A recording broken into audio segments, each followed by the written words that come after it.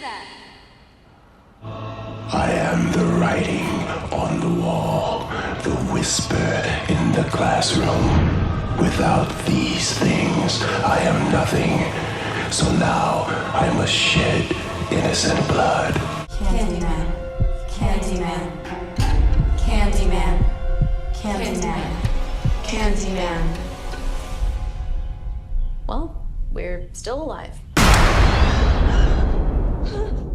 What up, family? It's your boy SN TV, back at y'all with another video. And this video is going to be about the origins of the Candyman. This story takes place in the ABLA homes, which are comprised of 4 separate public housing projects. You had the Jane Addams homes, the Robert Brooks homes, Loomis Courts, and the Grace Abbott homes. These projects were on the near west side.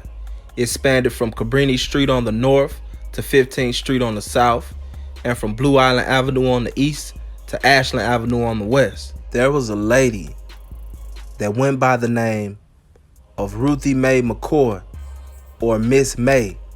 She was a 52-year-old lady, and she stayed in the Grace Abbott homes.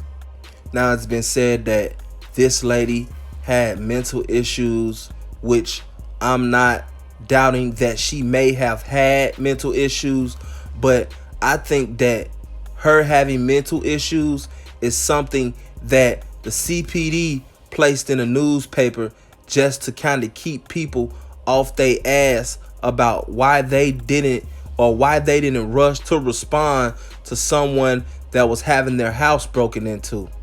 I think that CPD labeled this woman crazy in order to cover their ass. At 8:45 p.m. on April 22nd, 1987, McCoy called 911 to report that an intruder had thrown the cabinet down and was trying to get in through her bathroom medicine cabinet. The dispatcher wasn't quite sure what that meant, so they dispatched a car at 8:47 p.m. to a disturbance with a neighbor complaint and not a higher priority break-in attempt. At 9:02 p.m., no officers had arrived. At the time, a neighbor called to report hearing gunshots from 11:09. Another neighbor reported nearly the same at 9:04 p.m. Police arrived on the scene at 9:10 p.m. They knocked on the door but didn't receive an answer, so they asked dispatch to dial McCoy's phone. Through the door, they heard the phone ring repeatedly without an answer. They tried to get a key from the project's office to no avail. Hesitant to break the door down, they left at 9:48 p.m. The next evening, April 23rd, a neighbor, friend of McCoy's, called 911 about McCoy. McCoy would often stop by the friend's apartment on her way in and out, but she did not show up that day. Having seen the police at 11:09 the night before, the friend was worried. Police and Chicago Housing Authority security responded and still received no answer at the door. Security guards discouraged the door from being broken down because of a possible lawsuit. The police left once again. The next afternoon, April 24th, the friend goes to notify the project office of the situation. They responded by drilling in McCoy's lock, where they found her dead in the bedroom from 4 gunshot wounds. Now, first and foremost, the city of Chicago should have definitely been sued for the way that they threw these apartments together. They actually had the apartments connected to the point to where you can literally climb through the wall of one bathroom in one apartment straight to the next. And you had kids in the projects teaching each other how to get into people's apartments through the walls. There were actually 3 people involved in this.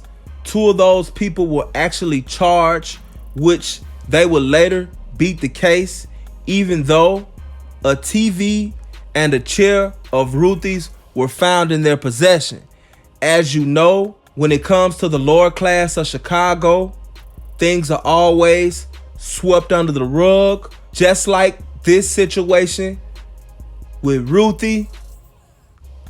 Her story was actually turned into a movie and profited off of, and no one even knows or most of the people that have even seen the movie Candyman has no idea that the coming through the mirror and the projects and things like that were actual accounts.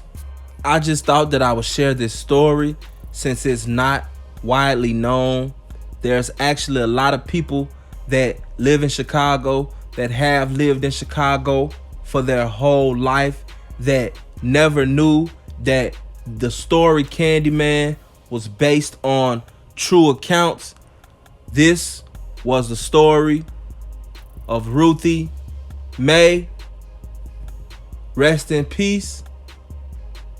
It's your boy, SNTV. I'm out.